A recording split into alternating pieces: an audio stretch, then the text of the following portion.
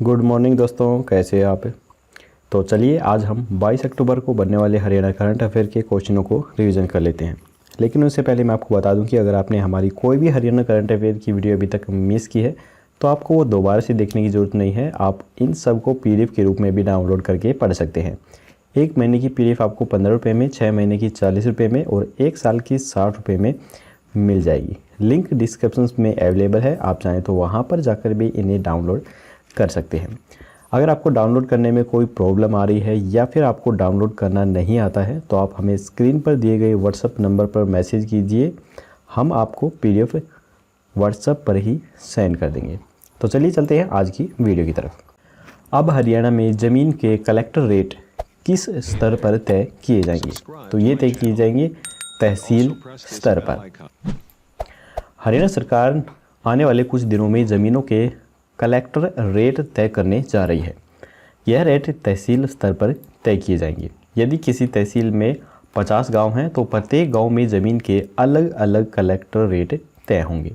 प्रदेश सरकार का मानना है कि ऐसा करने से जहां ज़मीनी विवाद कम होंगे वहीं सरकारी खजाने में राजस्व की भी बढ़ोतरी हो सकेगी। तो ये राजस्व की बढ़ोतरी कैसे होगी इसे भी हम समझेंगे। ज़मीनों के कलेक्टर रेट तय करने का सबसे बड़ा फ़ायदा यह होगा कि जो कलेक्टर रेट तय हो जाएंगे उससे कम पर ज़मीनों की रजिस्ट्री नहीं हो सकेंगी। अभी तक ऐसा होता है कि उदाहरण के लिए यदि किसी ने अपनी ज़मीन 5 लाख रुपए में बेची है तो वह उसे कागज़ों में मात्र 2 लाख रुपए में ही शो करता है और उसकी रजिस्ट्री करवाता है। इससे सरकार को भी राजस्व का भारी नुकसान होता है और ज़मीनों के कलेक्टर रेट तय होने के बाद सरकार उससे कम पर किसी भी ज़मीन की रजिस्ट्री ही नहीं करेगी। यानी कि जब कम प्राइस में रजिस्ट्री ही नहीं होगी तो कम प्राइस में बेच पाना भी बेहद मुश्किल हो जाएगा। तो मुश्किल क्या होगा, बिल्कुल बंद ही हो जाएगा और सरकार जितनी भी यहाँ पर कलेक्टर रेट तय करेगी उसी के अनुसार उतने ही रेट से जो राजस्व है वो वसूला जाएगा। अधिक रेट पर भले ही रजिस्ट्री कराई जा सकती है लेकिन कम रेट पर रजिस्ट्री नहीं होगी। मुख्यमंत्री मनोहर लाल ने वित्त एवं राजस्व विभाग के अधिकारियों को जनवरी तक पूरे प्रदेश में सभी जिलों में ज़मीनों के कलेक्टर रेट तय करने के निर्देश जारी कर दिए हैं। यह कलेक्टर रेट हर साल तय किए जाएंगे। मुख्यमंत्री ने अधिकारियों से कहा है कि DC रेट तय करने के लिए पूरे प्रदेश में एक समान पद्धति बनाई जाएगी। इसके बाद है जन सुरक्षा शिकायत सुशासन पर सलाहकार और CM विंडो को लेकर हुई बैठक की अध्यक्षता हाल ही में किसने की है? तो ये बैठक की है अनिल राव के द्वारा। यहाँ पर आप फोटो में देख सकते हैं, यही है अनिल राव। इस बैठक में कुछ अहम फैसले लिए गए हैं, उनके बारे में भी हम बात कर लेते हैं। लापरवाह और भ्रष्टाचार जो भी अधिकारी होंगे उनके ऊपर गाज गिरेगी, यानी कि उनकी मुसीबतें बनने वाली हैं। गलत तरीके से भर्ती हुए पटवारी पदोन्नत होकर नवाब तहसीलदार बन गए हैं, अब उनकी भी जांच की जाएगी। CID चीफ के पद से रिटायर हुए अनिल राव ने प्रभारी बनने के बाद अपनी पहली ही बैठक में सभी विभागीय अधिकारियों को शिकायतों पर संज्ञान न लेने पर कार्रवाई के लिए तैयार रहने का संदेश भी दे दिया है। आर्थिक अपराध शाखा में तैनात इंस्पेक्टर सुभाष चंद्र को ठीक से जाँच न करने पर सस्पेंड किया गया है। वहीं फर्जी सर्टिफिकेट से नौकरी पाने वाले PGT राकेश मोर को भी बर्खास्त करने के आदेश दे दिए गए हैं। खास बात यह है कि कुरुक्षेत्र में ब्लैक लिस्टेड राइस मिल की ओर से नए नाम से फर्म बनाकर करोड़ों रुपए का धान लेने पर पिछले 4-5 साल वहां DFC रहे सभी अधिकारियों को नियम 7 के तहत चार्जशीट करने के आदेश भी जारी कर दिए गए हैं। इसके बाद है खेलो इंडिया यूथ गेम्स 2021 की शूटिंग कहाँ पे की जाएगी? तो इसकी शूटिंग की जाएगी दिल्ली के अंदर। दिल्ली में शूटिंग तो कुरुक्षेत्र में हॉकी साइकिलिंग की जाएगी, अम्बाला में फुटबॉल, जिम्नास्टिक और स्विमिंग की स्पर्धाएं की जाएंगी। बाकी जो गेम्स हैं वो पंचकुला के अंदर आयोजित किए जाएंगे। पंचकुला जो है वो खेल का प्रमुख केंद्र यहाँ पर रहेगा। 20 गेम्स में देश भर के 12,000 जो खिलाड़ी हैं वो इसके अंदर शामिल होंगे। इसके बाद है किस ऐप पर अनिल विज ने सफाई की शिकायत 3 घंटे में व स्ट्रीट लाइट की समस्या 24 घंटे में दूर करने का प्रावधान किया है? तो ये किया गया है स्वच्छ हरियाणा ऐप में। गृह मंत्री अनिल विज ने एक ऐप लॉन्च कर सफाई की शिकायत 3 घंटे और स्ट्रीट लाइट की समस्या 24 घंटे में दूर करने का प्रावधान किया है। ऐसा न होने पर नोडल अधिकारी पर पेनल्टी भी लगेगी। ऐसा काम जो ये ऐप है वो कुछ इस प्रकार से काम करेगी, इसके बारे में आपको बता देता हूँ। इस ऐप को प्ले स्टोर से इंस्टॉल करने के बाद garbage collection, street lights, road sweeping, नाला क्लीनिंग्स, पब्लिक टॉयलेट के ऑप्शंस भी दिए जाएंगे। इसमें गार्बेज कलेक्शन में ओपन एरिया से गार्बेज उठाने, डोर टू डोर गार्बेज उठाने, डस्टबिन या खुले में कचरे के पॉइंट से गार्बेज उठाने की शिकायतें हो सकती हैं। इससे जो संबंधित समस्या है वो फ़ोटो व लोकेशन सहित यहाँ पर दी जाएगी। इसके बाद यह कंप्लेंट सीधे नोडल के पास पहुँचेगी, यानी कि नोडल अधिकारी के पास, जहाँ से सफाई का समाधान टीम भेजकर 3 घंटे में करवाया जाएगा। इसी तरह से रोड स्वीपिंग न होने, नाला साफ न होने की शिकायतें भी दूर हो सकेंगी। इस ऐप पर पब्लिक टॉयलेट पर सफाई, पानी व बिजली न होने या रिपेयरिंग की ज़रूरत पर शिकायत भी की जा सकती है। जबकि बंद पड़ी स्ट्रीट की फ़ोटो लोकेशन सहित अपलोड करने पर यह निगम की ब्रांच तक पहुंचेगी, जहां से टीम स्ट्रीट लाइट को 24 घंटे में हल करेगी। इसके बाद है, हाल ही में किस जिले में 30 लाख की लागत से वाटर टेस्टिंग लैब बनाकर तैयार हुई है, जिसमें पेयजल के साथ साथ सीवरेज के पानी की भी जाँच हो सकेगी। तो इसका उत्तर जानने से पहले दोस्तों, अगर आपको वीडियो पसंद आ रही है तो लाइक जरूर कीजिएगा, और अगर आप हमारे चैनल पर पहली बार आए हैं तो चैनल को सब्सक्राइब करके घंटे पर ऑल नोटिफिकेशन जरूर क्लिक कीजिए, ताकि हमारी आने वाली लेटेस्ट वीडियो है वो आपको सबसे पहले मिल सके। तो इसका आंसर है सिरसा में। 30 लाख रुपये की लागत से सिरसा जिले की नई वाटर टेस्टिंग लैब बनकर तैयार हो चुकी है। यहाँ शहरवासियों को सप्लाई होने वाले पेयजल के साथ साथ एसटीपी से निकलने वाले सीवरेज के पानी की भी जांच हो सकेगी। सीवरेज के पानी को जांच के लिए अब हिसार नहीं भेजना पड़ेगा। जिला के डबवाली और एलनाबाद में भी 30-30 लाख रुपए की लागत से 2 लैब का काम युद्ध स्तर पर जारी है, जो 6 माह में बनकर तैयार हो जाएंगी। जन स्वास्थ्य विभाग की ओर से समय समय पर शहरवासियों को सप्लाई होने वाले पानी की जाँच की जाती है। इससे पता लगाया जाता है कि जिला भर में सप्लाई होने वाले पानी की गुणवत्ता ठीक है या फिर नहीं है। इसी प्रकार सीवरेज ट्रीटमेंट प्लांट से निकलने वाले पानी की भी जांच जरूरी होती है, क्योंकि वह पानी खेतों में सिंचाई के लिए प्रयोग होता है। हालांकि पेयजल की जांच की व्यवस्था सिरसा में पहले भी थी, लेकिन सीवरेज का पानी जांच के लिए हिसार और अन्य जिलों में भेजना पड़ता था। लैब इंचार्ज संतोष कुमारी ने बताया है कि जन स्वास्थ्य विभाग ने नई व्यवस्था में अब जो पानी की जांच के आवेदन हैं वो ऑनलाइन करवाने होंगे। इसके बाद है, हरियाणा में 1 नवंबर से रात में उद्योग चलाने पर कितने प्रतिशत सस्ती बिजली दी जाएगी, यानी कि सब्सिडी दी जाएगी, छूट दी जाएगी। तो ये छूट दी जाएगी 15% की। हरियाणा में 1 नवंबर से रात में उद्योग चलाने पर 15% सस्ती बिजली दी जाएगी। यह योजना 31 मार्च सन 2021 तक लागू रहेगी। बिजली वितरण निगम के तय पीक हावर, यानी कि शाम 5:30 से लेकर रात 9:30 बजे तक बिजली 22% महंगी मिलेगी। जून में हरियाणा विद्युत विनियामक आयोग ने पीक आवर में 19% प्रीमियम को अप्रूवल दिया था, लेकिन बिजली निगम ने आयोग से इसे 3% का इजाफा करवा लिया है। इसमें ईंट भट्ठे भी शामिल हैं। प्रदेश में ऐसे 1.32 लाख से अधिक बिजली कनेक्शन हैं जो यह सुविधा ले सकते हैं, लेकिन इसमें से 40% ही रात को काम करते हैं। उल्लेखनीय है कि 15% सस्ती बिजली की योजना पिछले साल अक्टूबर से मार्च तक भी लागू रही थी। योजना के संबंध में निगम ने नोटिफिकेशन भी जारी कर दिया है। इसमें स्मार्ट मीटर का विवाद भी निपटा दिया गया है।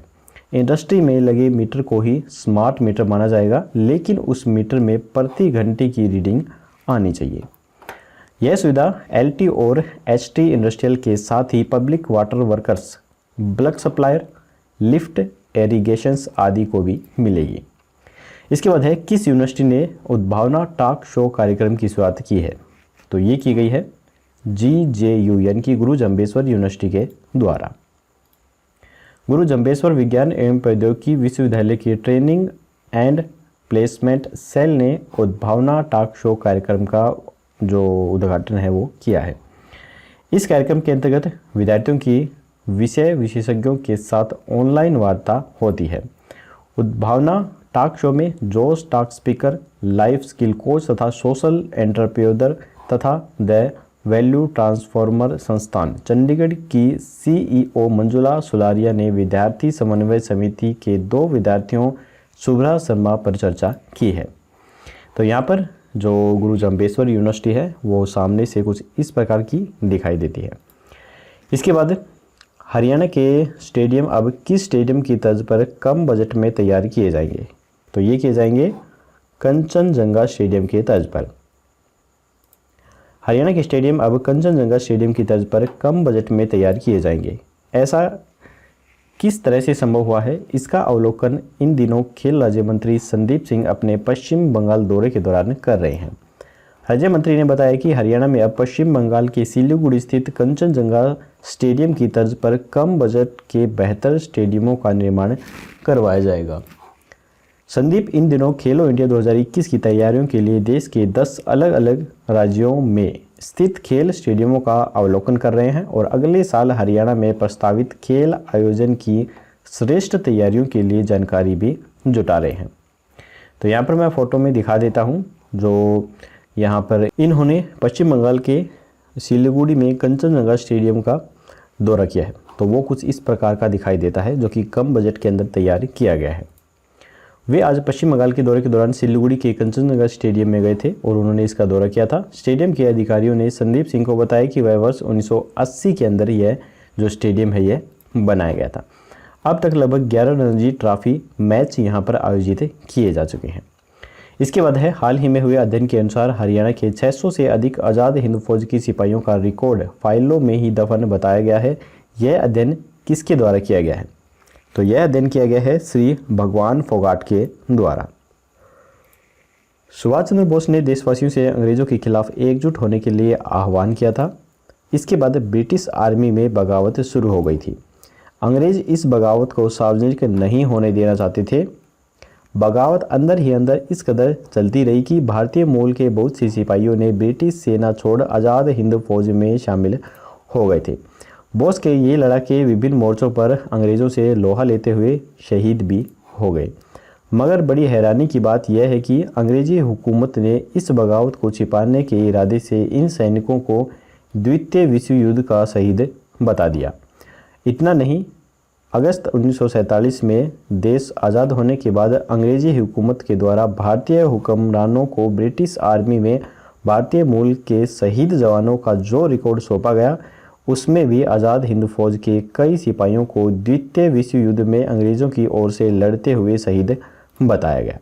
इस तरह बोस के ये जामाज लड़ाके, जिन्होंने अंग्रेज़ों से बगावत कर देश की आज़ादी के लिए अपने प्राणान न्यौछावर किए थे, वे गुमनाम हो गए। लेकिन केंद्र सरकार के द्वारा सुभाष चंद्र बोस और उनकी आज़ाद हिंद फौज से जुड़े तमाम रिकॉर्ड को सार्वजनिक करने के बाद आज़ाद हिंद फौज के सिपाहियों से संबंधित दस्तावेजों से अब उक्त खुलासे हो रहे हैं। ये रिकॉर्ड केंद्रीय सांस्कृतिक मंत्रालय में राष्ट्रीय अभिलेखागार की इंडियन नेशनल आर्मी नॉमिनल्स रोल संबंधी विंग में मौजूद है। हरियाणा के चरखी दादरी के ढाणी फोगाट गांव निवासी इतिहासविद श्री भगवान फोगाट पिछले कई सालों से इसका अध्ययन भी कर रहे हैं। फोगाट ने बताया कि एक अनुमान के मुताबिक हरियाणा में 2500 से अधिक सैनिक सुभाष चंद्र बोस की फौज में थे, जिनमें से 600 से अधिक ऐसे फौजी थे जो कि पहले ब्रिटिश फौज का ही हिस्सा थे। ऐसा माना जाता है कि सुभाष चंद्र बोस ने 21 अक्टूबर 1943 में सिंगापुर में आज़ाद हिंद सरकार या फिर आरजी हुकूमत ए आज़ाद हिंद नाम से एक भारतीय अस्थायी सरकार स्थापित की। जापान ने 23 अक्टूबर 1943 को आज़ाद हिंद सरकार को मान्यता भी दे दी। सुभाष चंद्र बोस अपनी आज़ाद हिंद फौज के साथ 4 जुलाई 1944 को बर्मा पहुंचे। यहीं पर उन्होंने अपना प्रसिद्ध नारा "तुम मुझे खून दो और मैं तुम्हें आज़ादी दूंगा" दिया था। इसके बाद बहुत से भारतीय मूल के युवाओं ने ब्रिटिश आर्मी छोड़ दी और वे सुभाष चंद्र बोस के साथ हो लिए थे। तो चलिए दोस्तों, यहीं पर हमारे हरियाणा करंट अफेयर के क्वेश्चन खत्म होते हैं। अब हम अपना इन क्वेश्चनों का रिवीजन टेस्ट लगा लेते हैं। तो आपको पता ही है कैसे ये रिवीजन करने हैं। तो यहाँ पर पहला प्रश्न है, अब हरियाणा में ज़मीन के कलेक्टर रेट किस स्तर पर तय किए जाएंगे? तो ये तय किए जाएंगे तहसील स्तर पर। जन सुरक्षा शिकायत सुशासन पर सलाहकार और सीएम विंडो को लेकर हुई बैठक की अध्यक्षता हाल ही में किसके द्वारा की गई है? तो ये की गई है अनिल राव के द्वारा। खेलो इंडिया यूथ गेम 2021 की शूटिंग कहाँ पे की जाएगी? तो ये की जाएगी दिल्ली के अंदर। किस ऐप पर अनिल विज ने सफाई की शिकायत 3 घंटे में व स्ट्रीट लाइट की समस्या 24 घंटे में दूर करने का प्रावधान किया है? तो ये किया गया है स्वच्छ हरियाणा ऐप पर। हाल ही में किस जिले की 30 लाख की लागत से वाटर टेस्टिंग लैब बनकर तैयार हुई है, जिसमें पेयजल के साथ साथ सीवेज के पानी की भी जांच हो सकेगी? तो ये तैयार हुई है सिरसा के अंदर। हरियाणा में 1 नवंबर से रात में उद्योग चलाने पर कितने प्रतिशत सस्ती बिजली दी जाएगी? तो ये दी जाएगी 15% सस्ती बिजली। किस यूनिवर्सिटी ने उद्भावना टॉक शो कार्यक्रम की शुरुआत की है? तो ये की गई है GJU गुरु जम्बेश्वर यूनिवर्सिटी के द्वारा। हरियाणा के स्टेडियम अब किस स्टेडियम की तर्ज पर कम बजट में तैयार किए जाएंगे? तो ये किए जाएंगे कंचनजंगा स्टेडियम की तर्ज पर। हाल ही में हुए अध्ययन के अनुसार हरियाणा के 600 से अधिक आज़ाद हिंद फौज की सिपाहियों का रिकॉर्ड फाइलों में ही दफन बताया गया है। यह अध्ययन किसके द्वारा किया गया है? तो ये अध्ययन किया गया है श्री भगवान फोगाट के द्वारा। तो चलिए दोस्तों, आज के ये क्वेश्चन हमारे यहीं पर ख़त्म होते हैं। अब हम कल वाला क्वेश्चन देख लेते हैं। कल हमने आपसे पूछा था कि हरियाणा के किस जिले में प्रमुख चौराहों पर राष्ट्रीय नायकों के फोटो लगाने का निर्णय लिया गया है? तो काफ़ी सारे स्टूडेंट ने बिल्कुल सही आंसर दिया था। जिन्हें नहीं पता उन्हें बता दूं कि इसका राइट आंसर है अम्बाला के अंदर ये फैसला लिया गया है। अम्बाला सामने के माल रोड और एयरफोर्स स्टेशन रोड पर पूर्व राष्ट्रपति APJ Abdul Kalam, Kalpana Chawla, Rabindranath Tagore, Sam Manekshaw, KM Cariappa जैसी विभूतियों के फोटो फ्रेम लगाए जाएंगे। सभी पर लाइटें भी लगाई जाएंगी ताकि रात के समय भी ये प्रेरणा स्रोत बनी रहे। इनमें उन शहीदों की तस्वीरें भी शामिल की गई हैं जिन्होंने पाकिस्तान और चीन के साथ युद्ध में भी अहम रोल निभाया था। यह निर्णय बच्चों में देशभक्ति की भावना पैदा करने के लिए लिया गया है। तो चलिए अब हम देख लेते हैं आज का क्वेश्चन। आज का क्वेश्चन है कि हाल ही में किस राज्य ने हरियाणा की तर्ज पर रजिस्ट्रेशन प्रणाली को शुरू कर दिया है? तो यहाँ पर 4 ऑप्शन है, तेलंगाना, छत्तीसगढ़, झारखंड या फिर मध्य प्रदेश। आपको राइट ऑप्शन हमें कमेंट बॉक्स में बताना है। कल की वीडियो में आपको इसका जवाब मिल जाएगा। तो आज की वीडियो यहीं पर ख़त्म होती है। दोस्तों, अगर आपको वीडियो पसंद आई हो तो लाइक जरूर कीजिएगा और अपने दोस्तों के साथ शेयर करना बिल्कुल मत भूलिए। तो चलिए कल मिलेंगे ऐसी ही एक और नई वीडियो के साथ। तब तक के लिए जय हिंद, जय भारत।